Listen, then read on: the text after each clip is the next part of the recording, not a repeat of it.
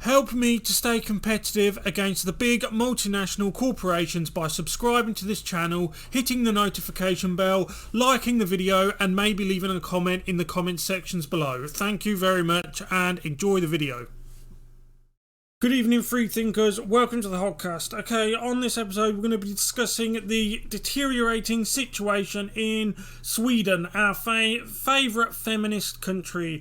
We're going to be discussing the car bombings which are happening on a daily basis, the attacks on the police stations which take the form of everything from small arms fire to grenades which are happening on a daily basis. We're going to be discussing the sexual assaults on Swedish women, and particularly younger females, which is something that's mirrored across Western Europe and Britain is famous for the grooming gang scandal. It's not something you want to be famous for in the culture war, but England is considered the home of the grooming gangs. What a lot of people don't realise is that Sweden is also a primary hotspot for grooming gangs. We're going to go over that. We're going to look at the statistics and figures, and we're going to put them side by side, and you're going to see a striking correlation between the rise in immigration and the rise in violent and sexual crime. So with that out of the way, let's get into the video. Okay, so we have two charts here, which is this one here on the left, which details the migration both in and out of Sweden statistics, and this one on the right here is the sexual assault statistics in Sweden and how they've progressed over time, which you can see here. Now obviously the striking thing here is how the migration rate increases. Now this chart starts in 2000 and ends in 2017, and this one starts in 1975 and ends in 2011. Now the reason why I chose these two charts is because for so long throughout the 20th century, Sweden had a national reputation as being a country that was one of the safest in the world, if not the safest in the world, for everyone, but especially for women. And that is represented by this you can see here, which is post-war Sweden, which you can see that the sexual assault against women and girls levels is negligible. It's just it's one of the lowest on planet Earth. Then we start seeing the post-modernist era, where they start accepting people from different cultures who have different beliefs. They might, for example, consider a woman who hasn't got a head covered to be inviting trouble from a man.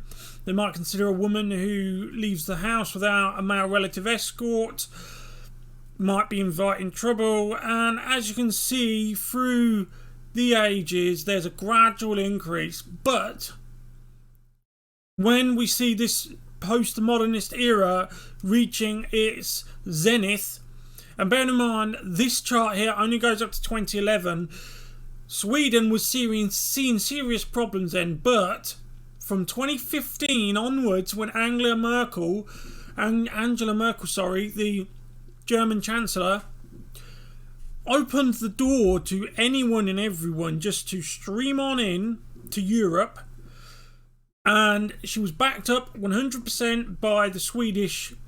It has a feminist government. It's one of the only recognised feminist governments in the world. And we saw huge increases in this type of thing.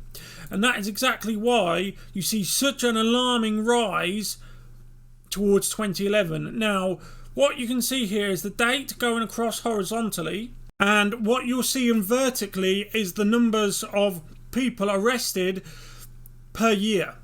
And as you can see, in the post-war era, it was below 2,500, in some cases below 2,000 a year, which is a very small, minuscule number, and this is nationwide. And in 2011, it was 15,000 a year, and that's only the ones they know about, because a lot of the cases you have people that they don't even know they're in the country, or if they do know they're in the country, they don't know their names. They habitually get rid of they dump their documentation when they arrive in Europe. They're told to do this because then you can be whoever you want to be, no matter what criminal history you have. Now, this chart is a much more informative chart in my opinion, because it starts in 1976, which was the furthest it went back in the two previous charts, and it ends in 2016, which you can see behind my fat head there. Now, it also separates the crime statistics, and these are just the ones I know about. Remember, a lot of the crimes, especially the crimes against women and children, go unreported in Sweden, or if they are reported, they're not charged, or if they are charged and discovered, they usually get off with the not guilty, etc, etc. Anyway, in 1976 we see it started with robbery, which is the blue, the crimes against women and children, which is the purple, the sex crimes all is purple, rape specifically is orange, and murder, manslaughter and assault with death is the green. So you can see down at the bottom, nothing has changed. There's very little difference in terms of murder and people dying. Very little has changed, as you can see here, the green line. Now if we go to rape, the orange line is steady, steady, steady as we're getting into the post-modern feminist era. And then as soon as we get to Angela Merkel and the Swedish feminist government and this everyone's welcome no matter what, we see this. And not only that, it's also worth pointing out that when the busloads of fake refugees were starting to arrive in Berlin and in Stockholm and in Paris and in London, we often saw the very people who became the victims of these type of offences out there with love heart banners and placards saying, welcome, welcome, refugees, welcome. Now, from their viewpoint, from the Western woman's point of view, they're being open, welcoming, inviting. They've been conditioned to believe that this is the right thing to do. However, from the conservative, traditional Muslim point of view, they see this as just a meal ticket. They see this as an invitation to do whatever they like. Look, the girls are here waiting for us. Everything we've heard about Europe is true. And this is why you see this. In fact, we had that news article about the German woman who was actually pro-refugee. She worked in a refugee centre in Germany. She has seen the true light in what's happening with this situation, and she said she's off to live in Poland. Coincidentally, where there was none of this. They don't have any of this. They refused to accept any refugees. They were roundly criticised by the European Union and, of course, the second globalist engine, which is the United Nations.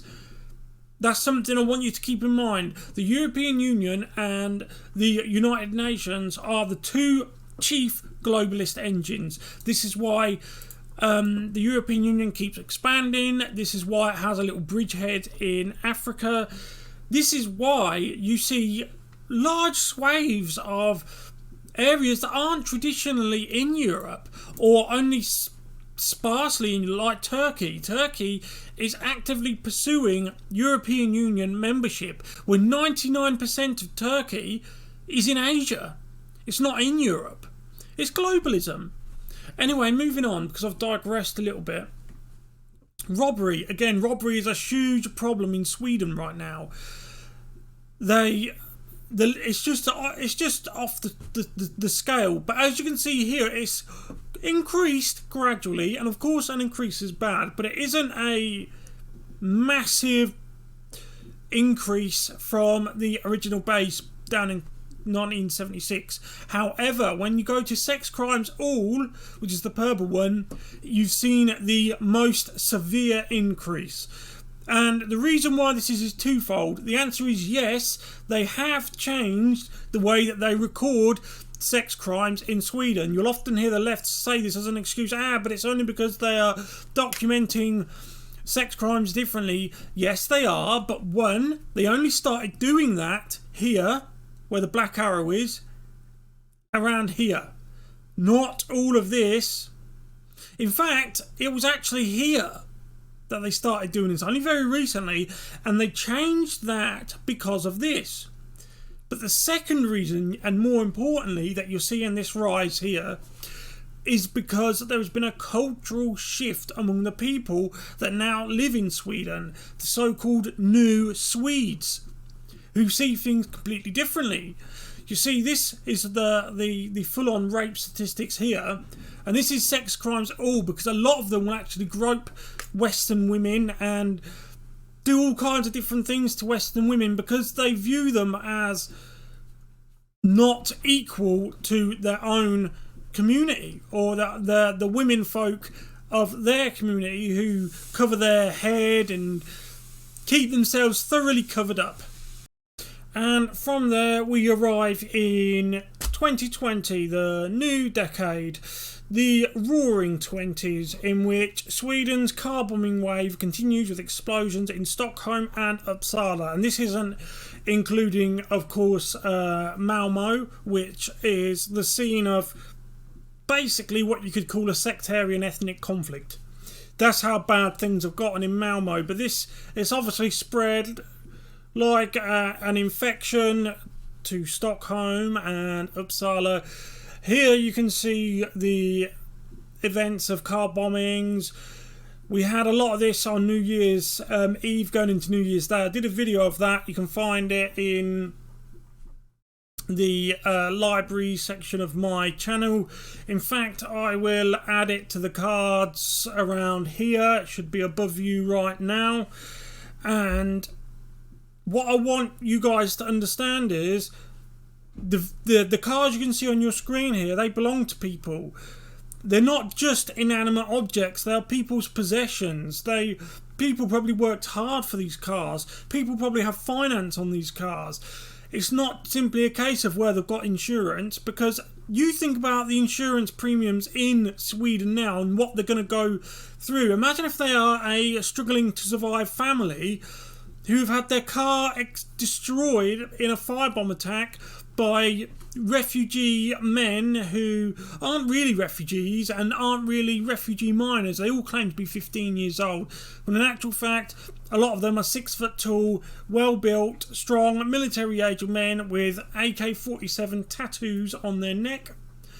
They're not children, and they arrive in your country. They are subsidised completely by the taxpayer, and they do this, what you can see on your screen, to your car.